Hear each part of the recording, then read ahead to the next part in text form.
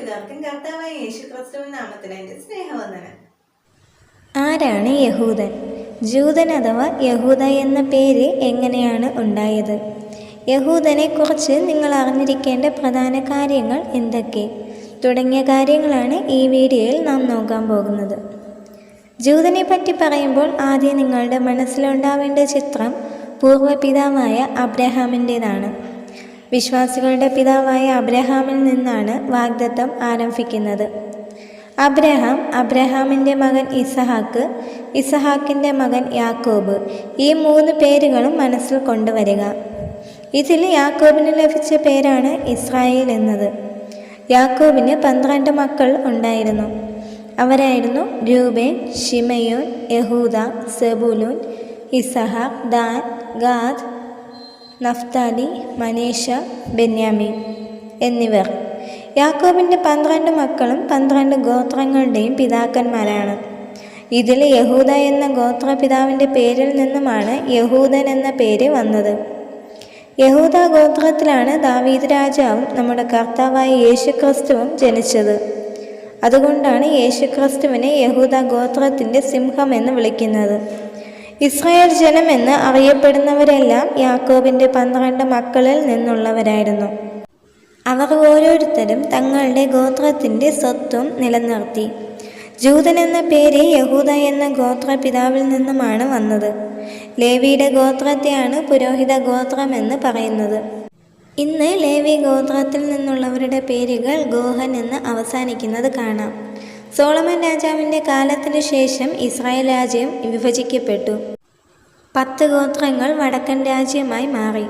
ഈ 10 ഗോത്രങ്ങൾ വടക്കൻ രാജ്യമായി മാറിയപ്പോൾ അസേറിയ അത് കീഴടക്കി. ഈ ഗോത്രങ്ങൾ ചിതറിപ്പോയി, ചരിത്രത്തിൽ നിന്നും നഷ്ടപ്പെട്ടു. ഇസ്രായേലിൻ്റെ നഷ്ടപ്പെട്ട ഗോത്രങ്ങളെന്ന് ഇവയെ വിളിക്കുന്നു.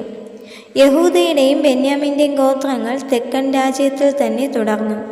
അത് യഹൂദ എന്ന് അറിയപ്പെടുന്നു. യഹൂദ ഗോത്രത്തിൽപ്പെട്ടവരെ സൂചിപ്പിക്കുന്നതിനാൽ ജൂതൻ എന്ന പദം ഇവിടെ നിന്നാണ് വന്നത്. ബാബിലോണിയൻ പ്രവാസത്തിന് ശേഷം യഹൂദ ജനത അവരുടെ ദേശത്തിലേക്ക് മടങ്ങിയപ്പോൾ പ്രധാനമായും തിരിച്ചെത്തിയത് യഹൂദ, ബെന്യാമിൻ, ലേവി എന്നീ ഗോത്രങ്ങളിലെ അംഗങ്ങളായിരുന്നു.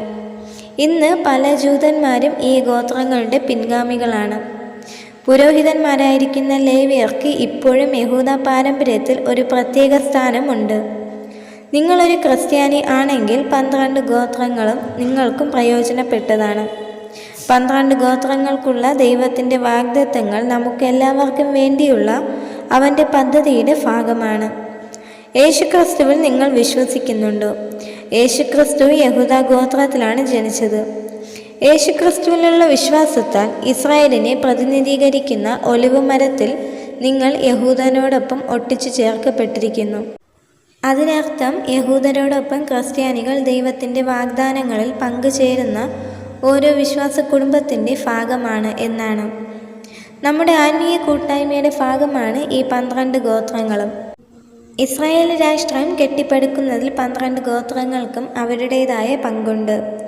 യഹൂദ എന്ന ഗോത്രത്തിൻ്റെ പേരിൽ നിന്നാണ് ജൂദയ അഥവാ യഹൂദിയ എന്ന സ്ഥലപ്പേര് ഉണ്ടായത്. യഹൂദൻ ആരാണെന്ന് നിങ്ങൾക്ക് ഇപ്പോൾ മനസ്സിലായി കാണും.